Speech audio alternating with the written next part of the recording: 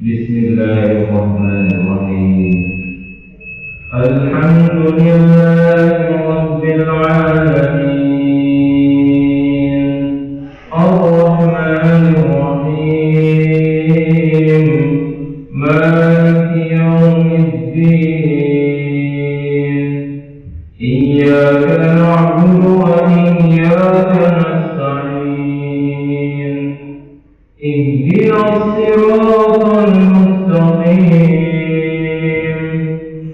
صراط الذين أنعمت عليهم غير المغضوب عليهم ولا الضالين.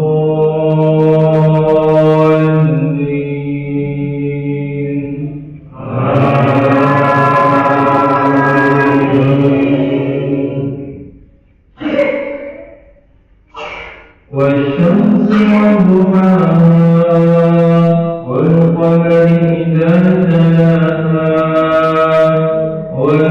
والنهار إذا جلاها والليل إذا يغشاها والسماء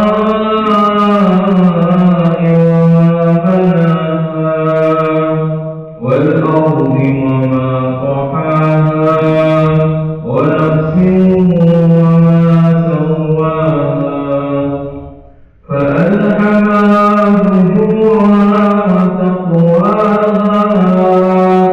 قد أفلح من زكاها وقد خاب من دساها كذبت ثمود بتقواها إذ انبعث أشقاها فقال لهم رسول الله ناقة الله وسقياها فكذبوه فعقروها فدمدم عليهم ربهم بذنبهم فسواها ولا يخاف عقباها. الله أكبر.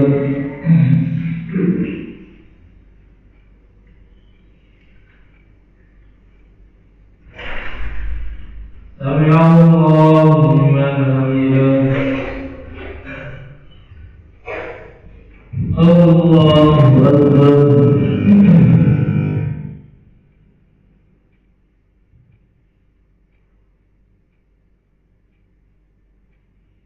الله أكبر.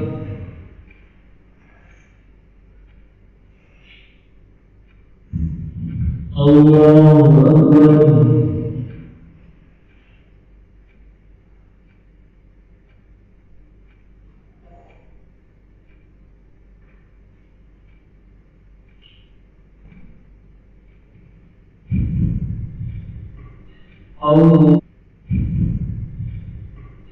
الله أكبر.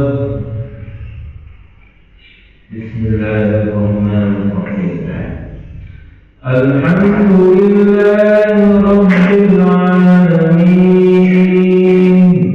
الرحمن الرحيم مالك يوم الدين إياك نعبد وإياك نستعين اهدنا الصراط المستقيم صراط الذين أنعمت عليهم غير المغضوب عليهم ولا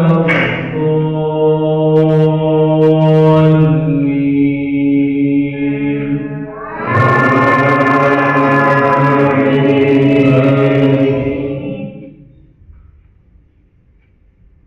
والليل إذا يغشى والنهار إذا تجلى وما خلق الذكر والأنثى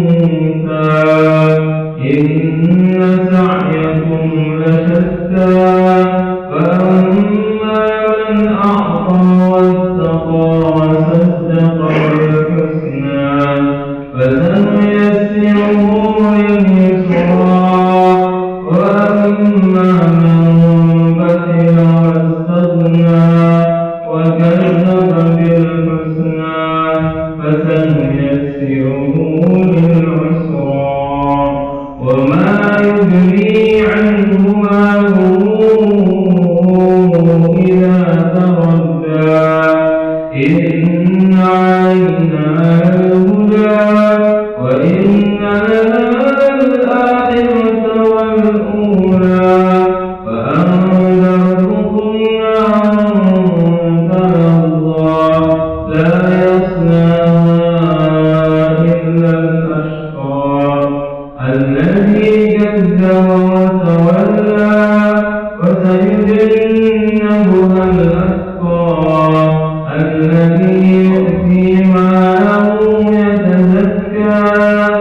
وما لأحد عنده من نعمة تجزى إلا ابتغاء وجه ربه الأعلى ولسوف يرضى.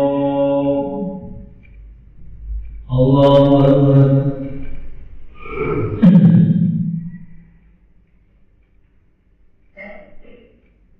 سمع الله لمن حمده.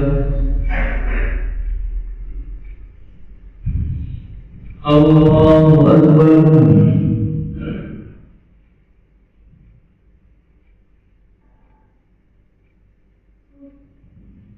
الله أكبر.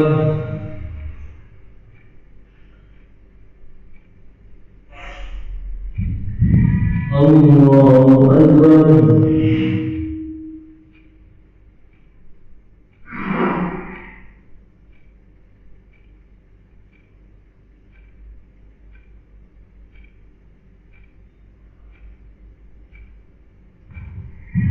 الله أكبر.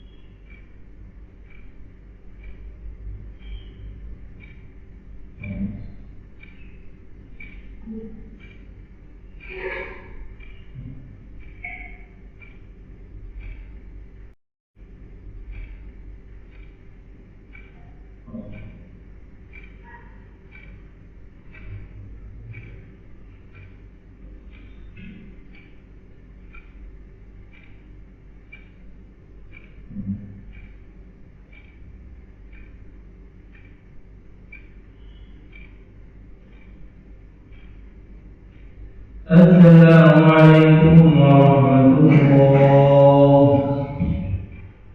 السلام عليكم.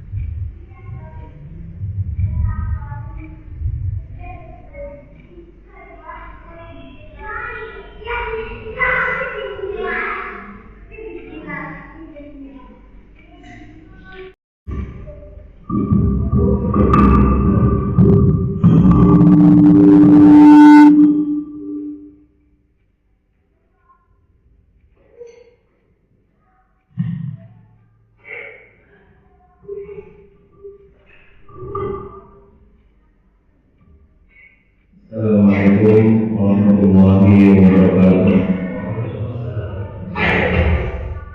Alhamdulillahirabbil alamin. Wa bihi nasta'inu 'ala umuri dunya waddin.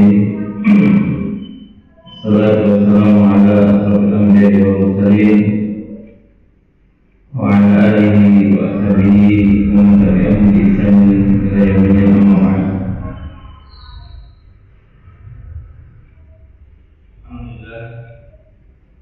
Pada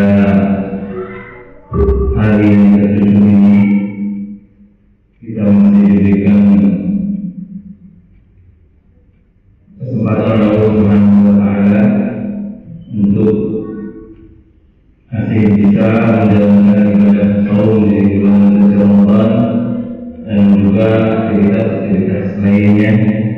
yang semoga hari yang ke-7 ini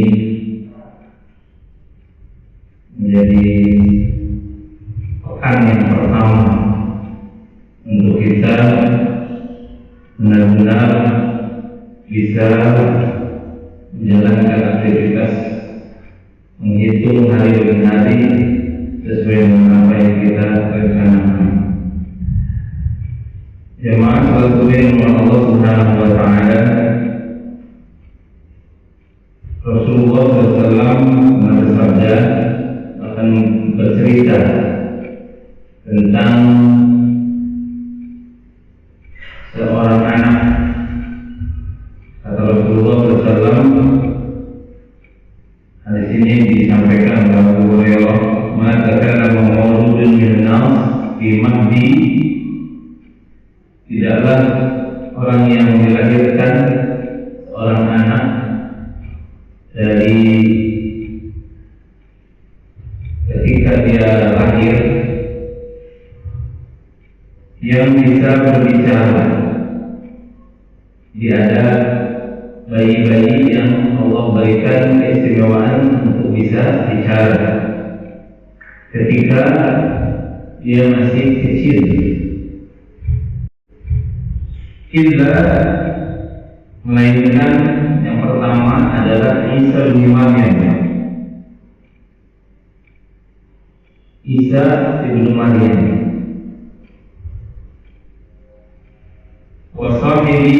Wasahibu Juraij, dan sahibu Juraij, bayi yang mendampingi, yang mempersaksikan orang yang bernama Juraij. Ya Nabi Allah, dikatakan kepada Rasulullah, wahai Nabi Allah, wa sahibu Juraij, siapa sahibu Juraij itu? Siapa yang mendampingi Juraij itu? Qala inna Juraij,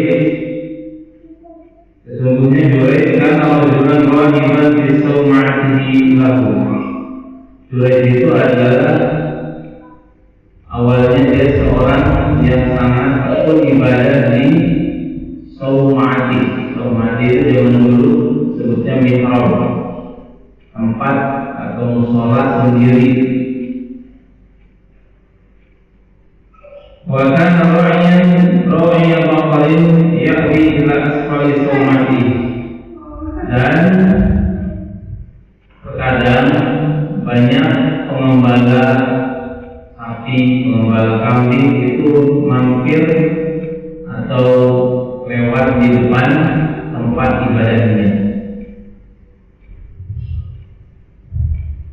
Maka kata Rasulullah, wa kana imra'atan min ahli al-qaryah tastalifa ila al-ra'i. Maka ketika ada satu waktu di mana ada seorang perempuan yang dia itu ingin mencelakai, ingin melihat kesungguhan Juraij beribadah. Ada saja yang iri dan dengki, dan di antara para pengembala itu melihat Juraij di tempat ibadahnya banyak sekali ingin menggodanya karena dia tidak berpengaruh sama dunia. Dan tersebutlah seorang perempuan yang diberikan mandat, yang diberikan tugas. Perempuan ini perempuan yang sangat cantik, yang dikenal oleh warga atau oleh masyarakat ketika itu. Ya, orang ini, perempuan ini adalah penggoda. Maka digoda oleh perempuan ini, Juraij tetap bersikukuh dan tidak terpengaruh, dan beliau melanjutkan peribadatannya di mihrabnya atau di tempat ibadahnya. Maka Dia tidak menyerah. Pada suatu hari, fa'atat ummuhu yawman, pada suatu hari ketika Juraij beribadah, ibunya datang. Ya Juraij, wa huwa yusalli. Maka ada ketika dia sholat, ibunya memanggil, wahai Juraij, wahai Juraij. Dan dia bergumam dalam dirinya, waqala fi nafsihi wa huwa yusalli ummi wa salati. Saya harus mengikuti perkataan atau mengikuti panggilan ibuku atau melanjutkan salatku. Tentunya ini salat sunnah, salat yang biasa dilakukan dan diimbau sendirian. Kalau an yusir salatahu, maka dia bersendirian untuk melanjutkan salatnya, tidak memenuhi panggilan ibunya. Semua salafat bihisaniya, kemudian ibunya jengkel. Bahkan pada satu kesempatan yang kedua kalinya, ya Juraij, manggil lagi. Dan kondisi ketika dia memanggil ibu Juraij sedang sholat, maka dia mengatakan ummi wa salati, ibuku atau panggilan ibuku atau saya melanjutkan sholat. Kalau ambil salatahu, dia merasa kalau sholat lebih penting daripada panggilan ibunya, akhirnya dia melanjutkan sholatnya.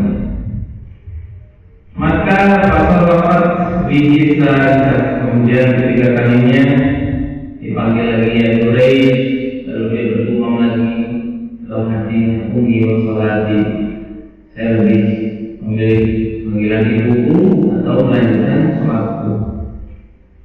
Maka ternyata dia punya pemikiran, karena saking kuatnya beribadah, kayaknya ibadah lebih penting.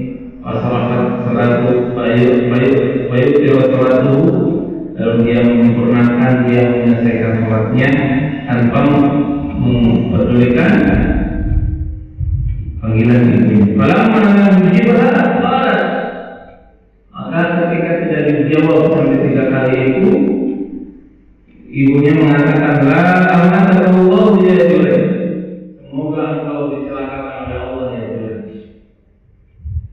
Hatta tanzur bi wajhil mu'minat, sampai engkau, kata ibunya, ya, ibunya menyebutkan bahwa sampai aku wafat,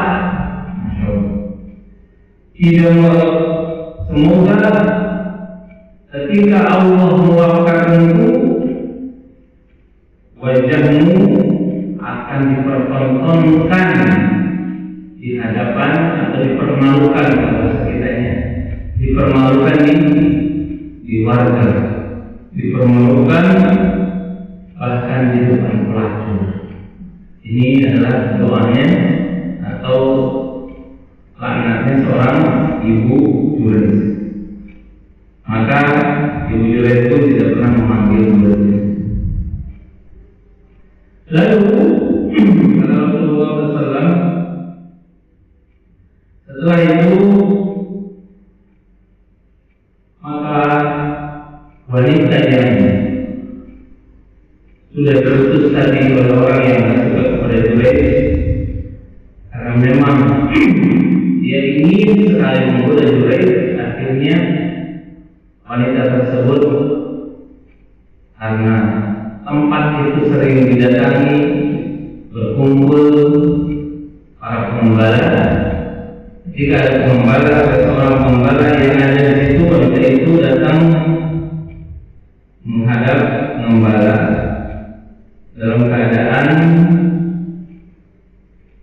dia sudah punya perjanjian dengan pengembala itu, bahkan menggoda pengembala itu, lalu wanita itu hamil.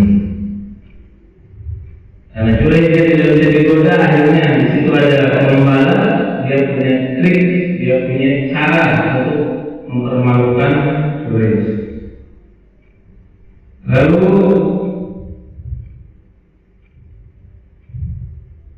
dia pun, wanita tersebut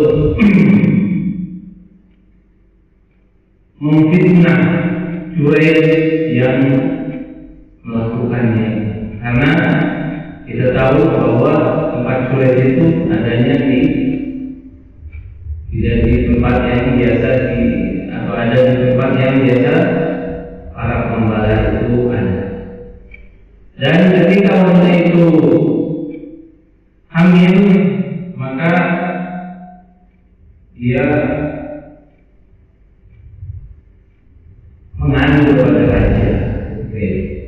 Maka sang raja menanyakan, kamu dihamili oleh siapa?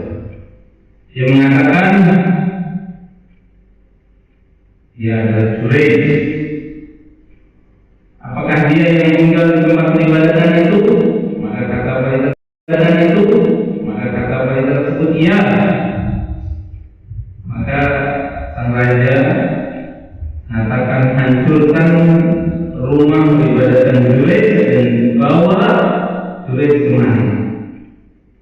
Orang-orang pun menghancurkan tempat peribadatan Juraij dan Juraij pun dibawa menghadap raja. Bahkan disebutkan oleh Rasulullah sampai dia menggunakan tangan di lehernya, lalu dia membawanya menghadap raja. Maka di tengah perjalanan Juraij pun dilewatkan di hadapan para pelacur untuk mempermalukan dirinya. Ketika melihat Juraij, para pelacur tersebut tersenyum karena merasa seorang wanita bisa mempermalukan Juraij hanya dengan mudah saja tanpa menyentuhnya sama sekali. Maka Juraij pun dipermalukan di hadapan para pelacur dan dinyatakan bahwa dia telah menghamili pelacur tersebut. Lalu raja bertanya, siapa ini menurutmu?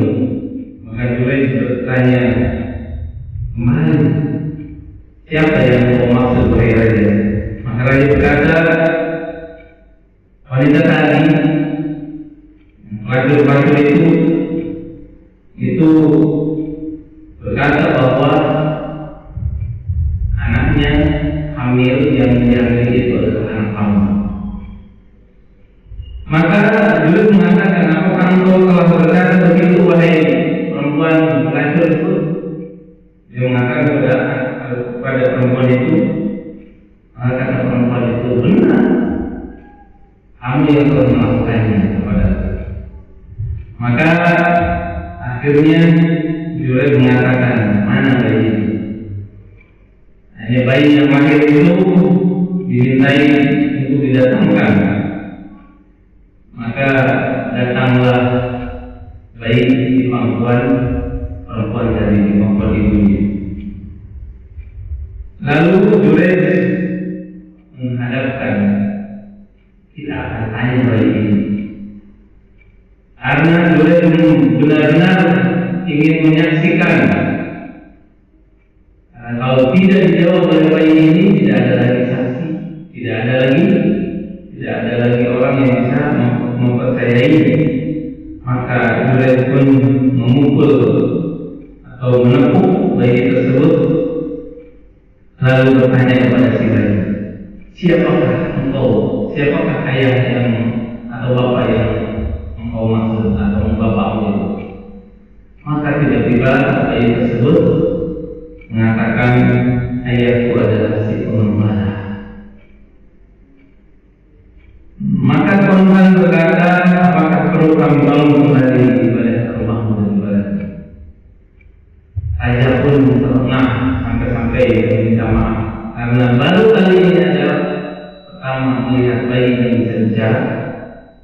menyaksikan itu. Dan yang keduanya, mereka menyesal telah meluluhkan tempat ibadahnya Juraij. Lalu kata Juraij, tempat ibadahku tidak perlu, karena tidak perlu dibangun. Maka jangan kau bangun seperti apa yang kau inginkan, yang besar dan mewah. Bangunlah bangunan seperti yang biasa saja. Lalu akhirnya Juraij mendatangi ibunya dan Juraij pun meminta maaf. Dan itulah kata Juraij, inilah doa ibuku yang marah ketika aku tidak memenuhi panggilannya. Itulah kisah yang disampaikan dalam hadis Imam Bukhari dan kitab Al-Adabul Mufrad, di mana walaupun kita sedang melakukan sholat, tentunya bukan sholat wajib, panggilan seorang ibu, berbaktinya seorang anak kepada seorang ibu itu sangatlah dituntut oleh syariat Islam. Orang anak harus berhati-hati dengan kemarahan. Orang anak harus berhati-hati dengan kemarahan orang ibunya atau orang tuanya, karena ketika orang tuanya mendoakan kejelekan kepada seorang anak, Allah akan mendengarkannya langsung tanpa ada perantara. Dan ini mengakibatkan kejelekan kepada anak tersebut. Walaupun pada dasarnya Juraij adalah orang saleh, orang yang biasa beribadah, tapi karena mungkin tidak minim ilmu tentang adab kepada orang tua, maka didoakan oleh orang tua, sehingga walaupun dia tidak berzina, dia tidak melakukan hal-hal yang di luar kehendak Allah Subhanahu wa Ta'ala, tetapi dia tetap dipermalukan dengan seperti yang diinginkan oleh ibunya. Itu yang bisa disampaikan pada kesempatan ini. Mudah-mudahan menjadi pelajaran bagi kita. Doa ibu mudah dikabul oleh, atau orang tua sangat mudah dikabul oleh anak. Maka senantiasa kita meminta doa kepada orang tua, doa yang baik, doa yang bijaksana, doa yang bisa memperlancar kehidupan kita. Begitu juga kita sebagai orang tua kepada anak, sampai kita mendoakan yang tidak-tidak, mendoakan yang kurang baik, sehingga berdampak yang tidak akan baik juga nanti kepada anak kita di kemudian hari. Itu yang bisa disampaikan pada kesempatan ini.